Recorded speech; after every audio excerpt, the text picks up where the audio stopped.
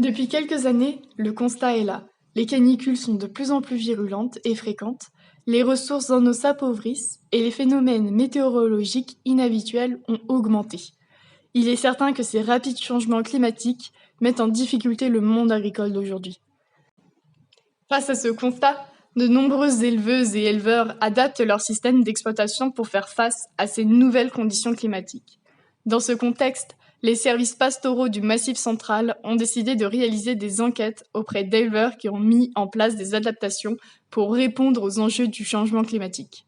De ce fait, tout au long de cette vidéo, nous allons vous présenter quelques-unes des adaptations relevées sur le territoire, réalisées dans des systèmes d'élevage différents. Alors on est allé sur le terrain, on leur a demandé concrètement, c'est quoi les changements climatiques qu'ils observent ces dernières années? La sécheresse cette année surtout, mais c'est plutôt les hivers qui sont beaucoup moins froids et longs. Les températures, ça fait quelque temps que les brebis elles sont rentrées en hiver, mais la porte est ouverte. Il n'y a pas des moins 10 ou des chutes de température terribles comme il y avait il y a 20 ans en arrière. En hiver, donc on a de moins en moins d'hiver. Disons des hivers beaucoup moins rigoureux, il tombe beaucoup moins de neige. Et maintenant, on s'aperçoit que même les printemps, ils sont terriblement chauds. Et des fois, au printemps, on a très peu, quoi.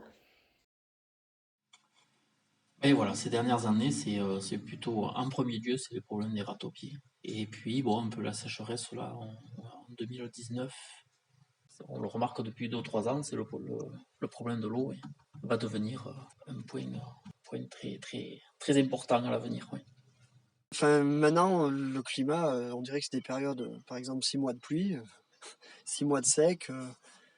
Ça, on peut pas le nier, on le voit. Hein. Enfin, vraiment des hachures, quoi. On passe d'une extrémité à l'autre, quoi. Bah, comme là, la semaine dernière, on avait 35-40. Là, il fait 20. C'est tout juste, on supporterait pas une petite laine. Certains éleveurs utilisent des estives collectives ou individuelles afin de pallier à ces nouvelles problématiques. Quels sont les avantages des estives collectives? Essentiellement par rapport au travail, en fait. Ils confient leurs animaux et l'estive collective en a la gestion du début jusqu'à la fin. Voilà, et puis ouais, voilà la gestion, et ils savent que elles sont surveillées. Il y a un gardien, et puis après, il y a quand même l'aspect sanitaire, puisque c'est une estive collective où on a fait quelques efforts sur l'aspect sanitaire, c'est-à-dire IBR, BVD, depuis des années. Moi, j'ai tout reconnu depuis plus de 20 ans, oui. Voilà. Donc, ils sont sécurisés un petit peu par rapport à l'aspect sanitaire. L'utilisation des estives collectives n'est pas la seule adaptation qui permet aux éleveurs de faire face au changement climatique. La mosaïque de milieu est également utilisée sur certaines exploitations, comme celle de Vincent Rieux. L'exploitation, c'est plus de 3/4 de landes à genêt et à genêt purgatif.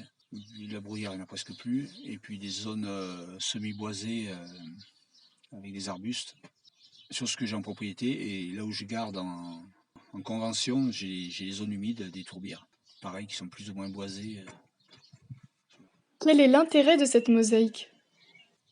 Et ben, l'intérêt de la mosaïque, c'est justement que c'est varié. Donc, pour s'adapter aux besoins des brebis, il faut arriver à faire manger les zones plus sèches pour que dans la journée, elles aient De toute façon, la végétation est tellement variée que même en les laissant au même endroit, il y a tout de disponible, quoi. Même sur la zone humide, il y a quand même du sec. La caractéristique des zones humides d'ici, c'est qu'à 1 mètre près, on est sur du sec. On passe de la zone vraiment tourbière à la lande à bruyère. Donc en gardant sur la même zone, elles ont du sec, du vraiment sec de la bruyère et de la moulinée bien verte. Et ben, les apports, c'est l'alimentation et aussi la pharmacie. J'utilise plus de produits depuis plus de 10 ans. Je ne traite pas les brebis. Elles sont pas malades, elles sont pas parasitées. Je pense qu'elles d'elles-mêmes, en ayant le choix des végétaux, elles savent se soigner en choisissant les plantes qui leur vont bien, quoi. Parmi 4 éleveurs, 3 ont déclaré utiliser des zones humides ou des tourbières sur leur exploitation. Qu'est-ce qu'apporte l'utilisation des tourbières et des zones humides pour eux? En hectares, ça ne représente pas une surface importante, mais en utilisation, c'est important parce que ça me permet de passer tout l'été, donc juillet, août, une partie de septembre, à faire manger du verre aux brebis alors que c'est grillé tout autour, quoi. Et à ce niveau-là, j'ai pas besoin de partir en estive ou monter en montagne parce que j'ai cette ressource qui en plus est appétante à ce moment-là. Au printemps, c'est les prairies, on va dire, qui ont du potentiel, quoi. Et après, quand les grosses chaleurs sont là, les tourbières sont là pour prendre leur lait, quoi, mais qui ont eu un potentiel, on va dire. Ramené à l'année, ça compte pas beaucoup, hein, si on le ramène au jour de production sur l'année. Ça permet, des fois, juillet, août, plutôt que de taper dans les stocks d'hiver, on les met là-dedans, et on donne pas de foin. Donc, quelque part, c'est une économie. Les points positifs, c'est que sur les années sèches, finalement, elles sont quand même valorisées par les animaux. Elles arrivent à y aller. Ouais, elles arrivent à y aller quand même, ouais. Elles y vont pas en troupeau, mais elles y vont. Elles y vont quand même, ouais. Ouais. Et bon, après, peut-être que l'herbe n'est pas très très bonne. Après, point négatif, ça prend de la place. Le point positif, c'est que c'est un point d'herbe en cas de sécheresse. Et après, une période comme l'année dernière où il y a eu de l'eau tout l'été, c'est pas terrible, quoi. Les bêtes veulent pas y rester parce que c'est trop humide. Afin de mieux valoriser les surfaces disponibles, certains éleveurs utilisent le déchargement, le changement de race, l'arrêt du déprimage ou encore l'adaptation naturelle du troupeau. Depuis, on a commencé en 2019 de réaménager certains points d'eau, points d'abreuvement dans des parcelles principales.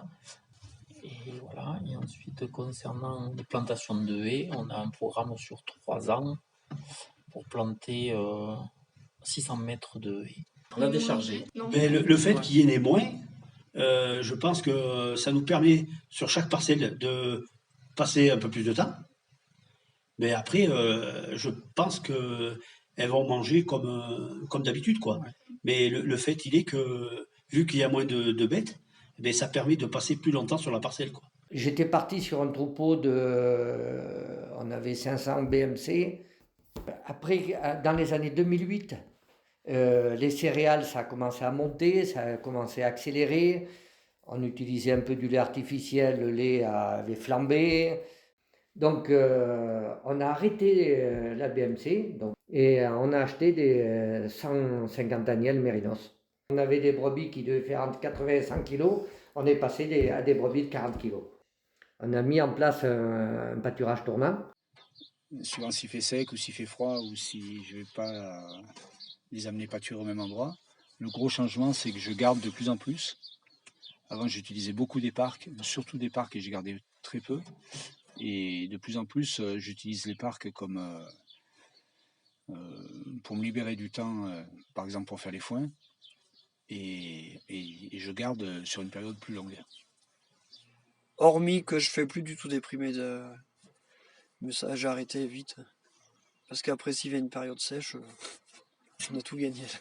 Pâturer un troupeau en milieu humide peut amener le troupeau à s'adapter à ce type de milieu. Je pense qu'il y a quand même une rusticité à travailler, franchement. Après, elles le font par force, hein, les pauvres bêtes, elles sont bien obligées, mais comment dire.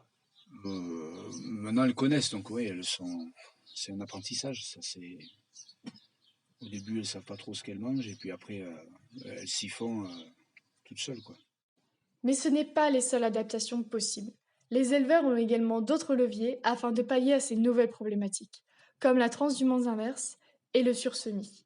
Chaque adaptation est propre à chaque exploitation, vision de l'éleveur et système d'élevage.